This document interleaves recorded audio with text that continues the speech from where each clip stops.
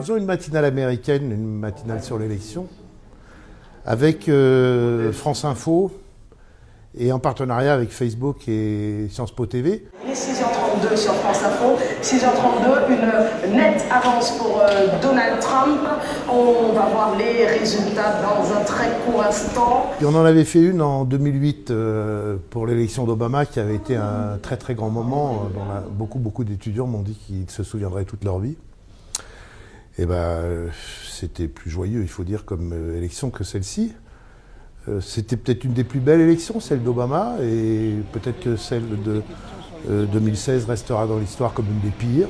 J'avais donc commencé à réfléchir à des phrases un peu importantes sur l'élection de la première femme à la présidence des États-Unis, sur le fait que le G7, pour la première fois, allait presque connaître la parité avec Angela Merkel et Theresa May.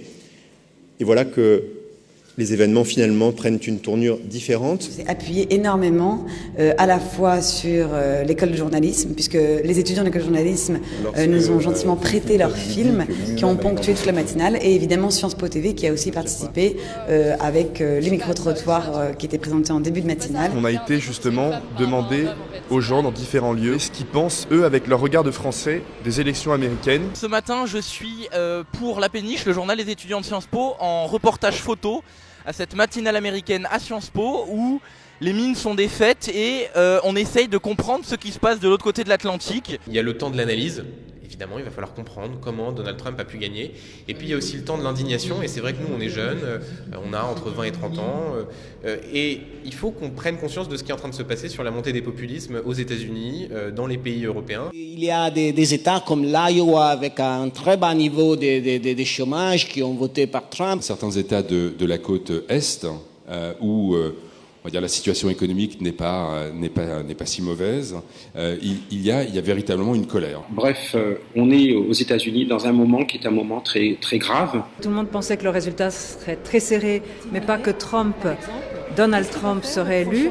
Si je regarde du côté français, c'est une très bonne nouvelle pour Marine Le Pen. Et quand je me suis réveillé ce matin, ça a été le véritable choc, et ça, un choc monumental.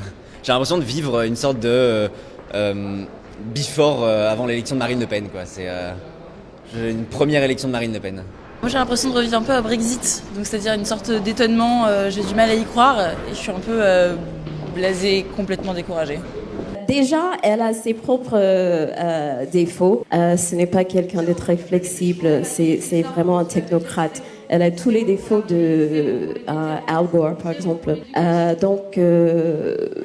Oui, c'était une mauvaise candidate.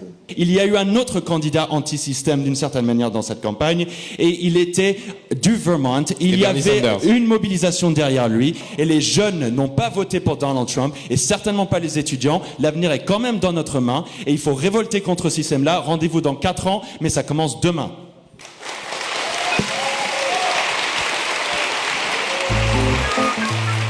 Sciences Po.